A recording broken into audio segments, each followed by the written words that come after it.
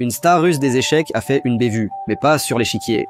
Au lieu de cela, elle a décidé de prendre les choses en main, planifiant la défaite ultime de sa rivale de toujours aux échecs. Par ultime, j'entends une défaite si définitive qu'il n'y aurait aucune revanche. Car si son plan réussissait, sa rivale mourrait avant la prochaine partie.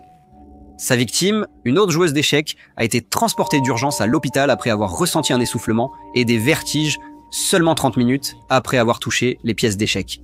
Ce n'était ni un gambit de la dame ni un coup brillant, mais un acte criminel filmé par une caméra.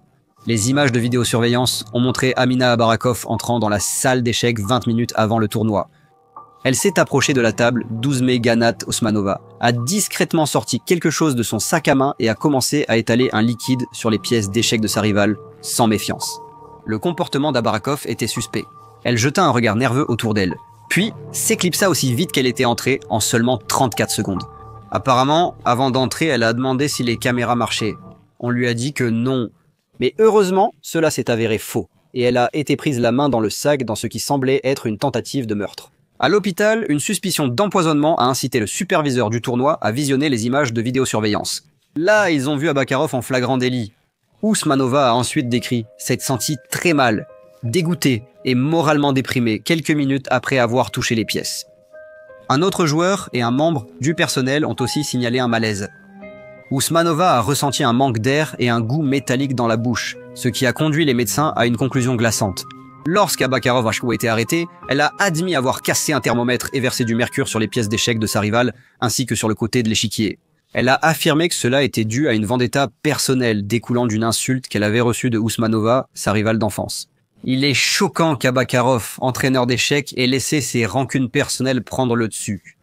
Le ministre des Sports de Dejassan, Shazid Shazidov, a exprimé sa stupéfaction, soulignant à quel point cet acte irréfléchi aurait pu mettre en danger tous les participants du tournoi, un tournoi auquel Abakarov elle-même avait déjà participé et remporté par le passé.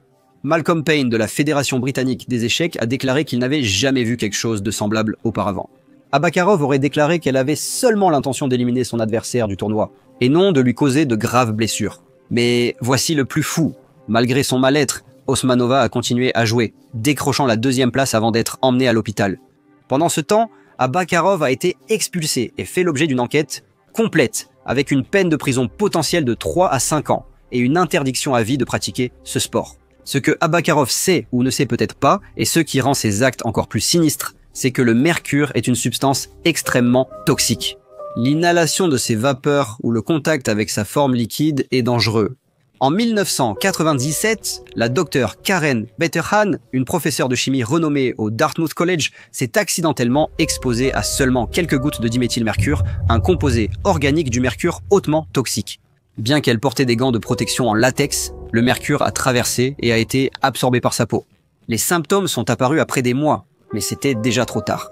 Elle a souffert de graves problèmes neurologiques, est tombée dans le coma et est décédée 10 mois plus tard. L'accusation d'Abakarov pour tentative de meurtre dépendra du rétablissement d'Ousmanova et des conclusions de l'enquête.